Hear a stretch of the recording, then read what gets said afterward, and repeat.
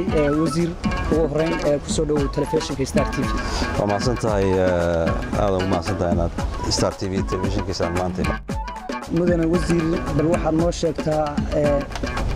وحي إدين قبصومي أنتي أد حفيزك هذا الجوكتي مدة سجالك بلوت كل ويد حفيزك الجوكتي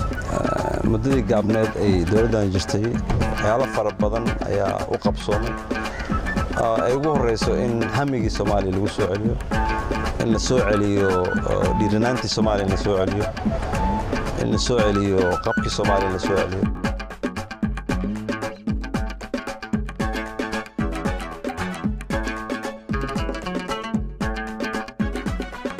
مدن وزير آد بعد ما سنتها ذلك قارب صفي عن وعدين مدن وزير حفيز كان أدكم العابن تاي فأنتاس شرحنا نسي حفيزك وزير الدولة حفيزك رئيس الوزراء وحفيز مهمة دولتي أنا نجهري وحاجر جري سدح مع أفر وزير الدولة يا قيبك الدوان وهم جري رئيس الوزراء أي واحد يكسدان شغوين كاس لأن رئيس الوزراء وقف شخصي هذه وكلوا أنت بقى حد له شغو مدن وزير آد ما استهى ذلك قارب وحي كان مدن وزير إن آد ما رأيت كأول سرحيسو وزير القاب ريتها بل مسوا ربطها وقام سو صارتنا سبق ساعي مقابلان ما وزير كسر مجرى وزير dad wada shaqeeyo ay wada shaqeyn ka dhaxayso anigana waxaan kamid ahay teamkaas la shaqeynaya ra'iisul wasaaraha oo 60 iyo dhowr qof ka kooban ninba waxba u xilsaaran yahay inuu ka shaqeeyo aniga waxaan u xilsaaranahay qaybtayda aniga igu aadanayaan ka soo baxaa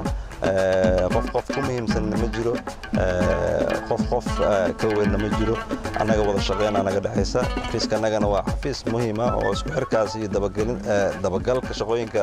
wasaaradaha iyo fulinta waxyaalaha laga doonayo inaan dabagal ku sameeyno qabada oo aad la kulantay oo aad noo sheegi kartaa ma jirtaa intii xafiiska wasaaraha mudan aadays Soomaaliya ni qofkii kira maanta caqabado ma jiraan horta waa qof iska riyoonaya caqabado fara badan oo ama siyaasadeed ama dhaqaale ama bulsho ayaa jira oo ku hor istaagan oo dawladda soo hor istaagay ama shakhsiyan adiga ku soo hor istaagay aad damacsantahay inaad ka qabato aad sida adiga aadan rabin wax uga qaban karin marka caqabadana ma dhamaanayaan oo waa sii korayaan markay dawladda baaxdo ay sii weynaataan caqabadaha waa ka sii badanaya marka caqabadahan ma jirto marka caqabadaha waa kuwa haysta wadanka oo qof kasta ay tan ugu weyn anaga haysto waa arrimaha barakacayaasha yani dadka dhibaataysan arrimaha bulshada inay dawladdu wax ka qabato dawladdiina dhaqaalaheedii hadda markaas shakhsiyan adiga maaragtay kula kulantay taa والله تن ugu weyn waxaan dadka tan ay ka rabaan oo shaqasiinta marka dhalinyaro fara badan oo wax baratay ay jirto ku imaanayso ku dhaysa yani shaqaan u baahanahay haddana wasaaradihii iyo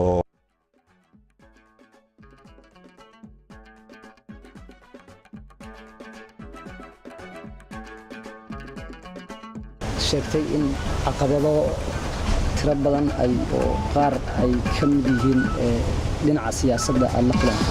kuwa iyaga wax ma noo taaban kartaa iyaga caqabadaha siyaasadda ee kula soo gudbanaada intii hadda xafiiska joogto wallahi hadda Soomaaliya wax kasta waa siyaasadaysiin ciidamadii waa siyaasadaysiin maamul goboleedyadii hadda la dhisayay siyaasad baa ku jirta waxaan siyaasadaysan ma jiraba marka wax kastana waxay u baahan tahay in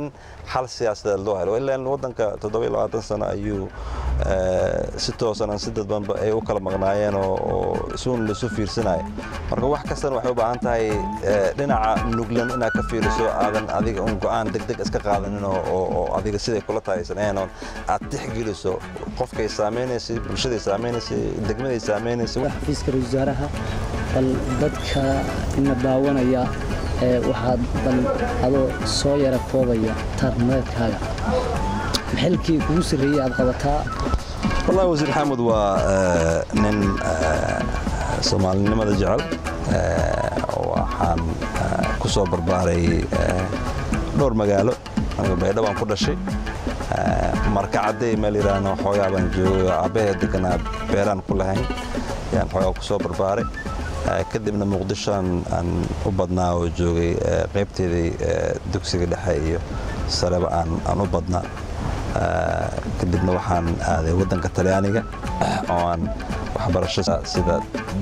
duulimaadka diyaaradaha saan soo barto aan subject aan jeclahay waxa